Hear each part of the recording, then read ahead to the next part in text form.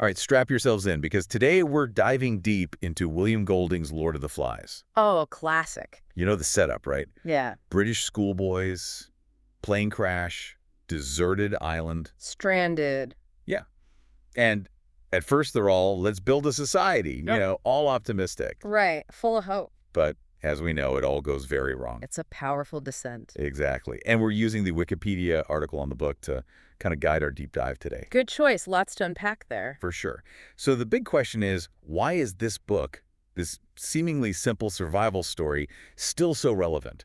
Why are we still talking about it, studying it, debating it all these decades later? It's interesting, isn't it? I think Golding really tapped into something universal with this book. Like what? Well, he uses that island setting, as this kind of microcosm of humanity. Like a petri dish. Exactly. Strip away civilization, all those rules and structures, and what's left. That's what Lord of the Flies makes us confront. So we see this descent into savagery, right? Yeah. But it doesn't start that way. No, not at all. They try to create order, don't they? They elect Ralph as their leader, and the conch shell becomes this symbol of democracy. It represents that initial hope, that human instinct to try and create order, even in chaos. Yeah, to hold on to some semblance of civilization. Exactly. But things unravel. And it's that unraveling that makes the book so fascinating, so disturbing. Okay, so let's get into that. One thing that always gets me is how the beast drives the plot. It's like this unseen terror that just hangs over everything, turns the boys against each other. Ah, the beast. It's a fantastic literary device. But it's more than just a monster in the jungle, isn't it? Oh, much more. It represents their own internal fears, their primal anxieties. The real danger isn't external, it's coming from within. So Golding is saying we all have that darkness inside us. In a way, yes. It's the potential for savagery that exists in all of us. Under the right or wrong circumstances, it can take over. And he explores that through the characters, right? Like Ralph. He's the leader, trying to do things right to build a civilized society. But even he struggles to hold it all together. He does. Ralph represents that struggle between order and chaos, reason and instinct, and he's constantly battling against those darker forces, embodied in Jack. Right. Jack, the charismatic but kind of terrifying leader. The pull of power and primal freedom. You can almost feel that shift as the boys start siding with Jack, like they're drawn to his way of thinking. Because Jack gives them what they want. He taps into their fear and their desires, offering a sense of belonging. Even if it means sacrificing their humanity. Precisely. And then there's Piggy, representing intellect and reason. Poor Piggy, always trying to be logical, to plan things out. But he's so vulnerable. Both physically and in how his ideas get dismissed as things get more chaotic. Yeah, like his glasses. They're essential for fire, but they're also so easily broken. Ah, the symbolism there.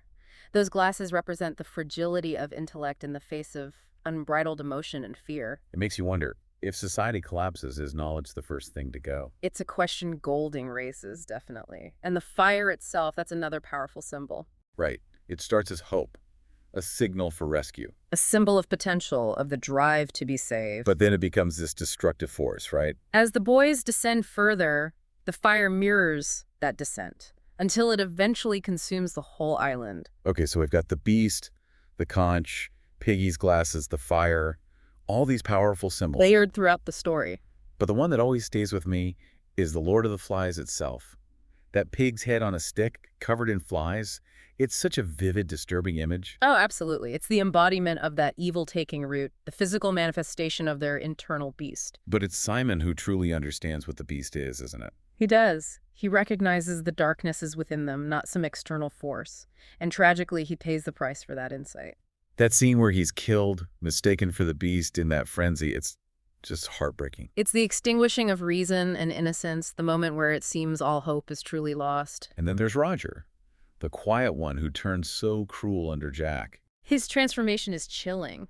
It shows how that potential for violence exists in anyone, even the seemingly harmless. So even good intentions can be corrupted. That's the implication, isn't it? And it forces us to ask, is savagery inherent in human nature? Or is it something that emerges in certain circumstances? It's a tough question. It's easy to look at the boys and think, well, that's just how people are. But then you have real-world examples, like those Tongan castaways in 1965. They were stranded for over a year, but they built a cooperative society. They thrived. It's almost like a counter-argument to Lord of the Flies. It suggests that maybe there's more to the human story than just savagery.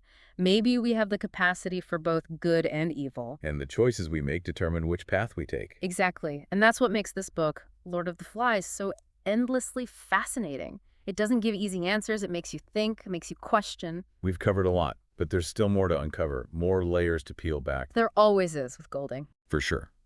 So in the next part, we'll go even deeper into the symbolism and explore how Golding uses this allegory, this island microcosm, to ask even bigger questions about humanity and society. Sounds like a plan. Welcome back. We're still stuck on the island. We are, but we're making progress, I think. Yeah, we've unpacked the plot, got to know the characters, even started to untangle some of those crazy symbols Golding throws at us. Those symbols, they're the key, aren't they, to unlocking those deeper layers of meaning. Totally. So let's dive back in, shall we? Lead the way. Okay, so Piggy's glasses. Oh, those are fascinating. They're more than just a way to start fires, right? Uh, There's something else going on there. Definitely. They represent intellect, reason, that pursuit of knowledge that Piggy embodies. And remember, fire itself, it's symbolic too. Oh, absolutely. In the beginning, it's all about hope, right? Mm. The signal fire, the connection to the outside world. Rescue. Exactly. Yeah. But as things fall apart, the fire becomes, well, destructive. Yeah, it mirrors the boys' descent. Their hope is literally consumed by the flames of their own savagery. And the ultimate symbol of that savagery, that darkness, has to be the Lord of the Flies itself. Right. That pig's head, impaled, buzzing with flies. It's such a visceral image, you know? It gets under your skin. Golding knew what he was doing there. For sure. It's the physical manifestation of the beast, that evil that takes hold on the island. But Simon, he's the only one who really gets it, right? Yeah, he sees the truth. The evil isn't some outside force, it's within the boys themselves. And that insight, it costs him his life. Tragically. That scene where he's killed, mistaken for the beast, and all that chaos. It's just devastating, like the last flicker of hope being snuffed out.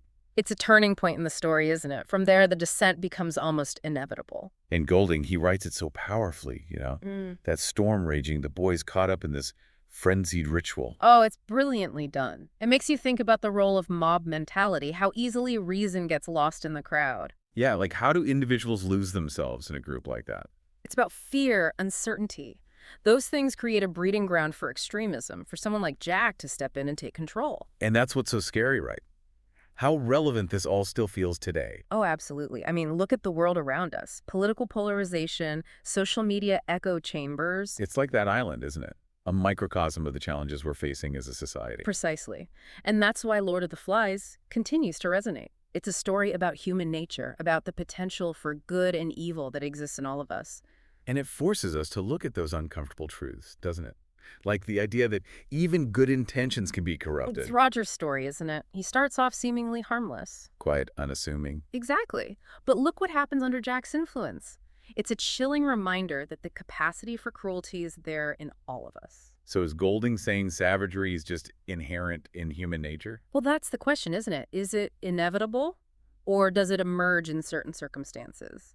The book doesn't give us easy answers. But we do have those real-life examples that complicate things, right? Like Right. those Tongan castaways. Ah, yes. That's a fascinating counterpoint. Stranded for over a year. And they managed to build a cooperative society. They didn't descend into chaos. It challenges that bleak worldview, doesn't it? Suggests that maybe humanity isn't doomed to repeat the mistakes of those boys. So maybe there's another path. Perhaps. Maybe it comes down to the choices we make, the values we choose to prioritize. Do we build systems that foster cooperation, empathy? Or do we let fear and division take over? Those are the questions Golding wants us to grapple with. It's like he's holding up a mirror saying, take a look at yourselves. Exactly. And that's what makes Lord of the Flies so powerful. It's a warning, but it's also a challenge to be better, to choose differently. And that brings us to the end of part 2. But we're not done yet. There's still more to explore. For sure. In the final part, we're going to look at the legacy of Lord of the Flies, its adaptations, and all the debate it continues to generate. In a book that just keeps on giving, doesn't it? Back for more. Glad you stuck around. We've been through a lot with Lord of the Flies. Really dug into its dark heart. And all its twisted symbolism. Right. But now I kind of want to shift gears and talk about the book's impact. You know, like how it's moved beyond just being words on a page. Oh, absolutely. Lord of the Flies has permeated our culture in so many ways. It's inspired so much, hasn't it? Yeah. The Wikipedia article mentions all those film adaptations. Yeah, from like the 60s all the way to the 90s. There's that new BBC series in the works too, right? Shows how relevant the story remains. Totally. It's like each adaptation offers a new perspective, reflects the time it was made. Like holding up different mirrors to the same story. Exactly. Yeah. And it's not just film and TV, right? Mm-hmm. There's that Ladies of the Flies stage production. Pretty wild concept. Oh, yeah, I read about that. Gender-bending Lord of the Flies. Who would have thought? And then there's the graphic novel, just came out this year. Amy DeJong. She did a fantastic job capturing the mood. Really brings the story to life visually, It's pretty cool to see how Lord of the Flies keeps inspiring artists, no matter the medium.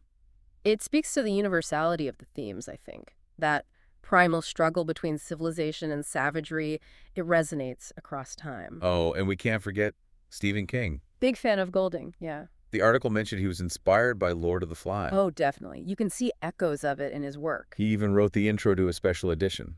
Right. That's right. Clearly had a big impact on him. Makes sense, though, when you think about the themes they both explore. That darkness lurking beneath the surface of things. Facing our own inner demons. And it's not just King, or even just fiction. Academics, critics, they've been dissecting Lord of the Flies for decades. Oh, yeah, tons of essays, articles, whole books dedicated to analyzing it. High school reading lists, too. Yeah, for sure. I remember studying it back in the day. Me too. It's a book that sparks debate, gets people thinking, even arguing. It's thought-provoking, that's for sure. And it sticks with you. So why do you think that is?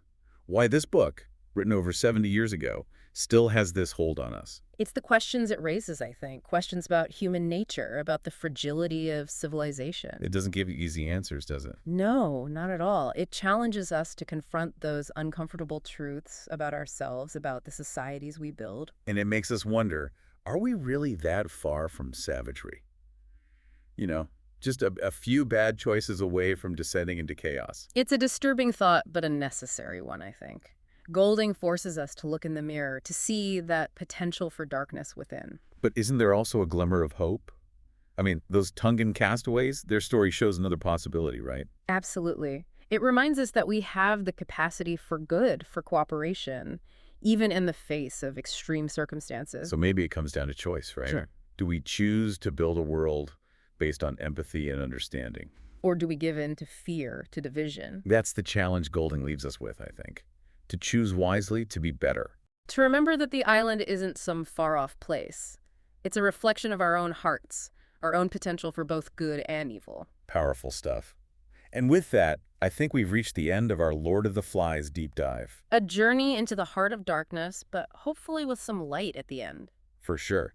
We've unpacked the plot, wrestled with the symbolism, explored the book's legacy, and even touched on some real-world connections. It's been a fascinating discussion. Absolutely. And hopefully, for you listening out there, it sparks some thoughts, maybe even some questions of your own. Remember, the power to choose is in your hands.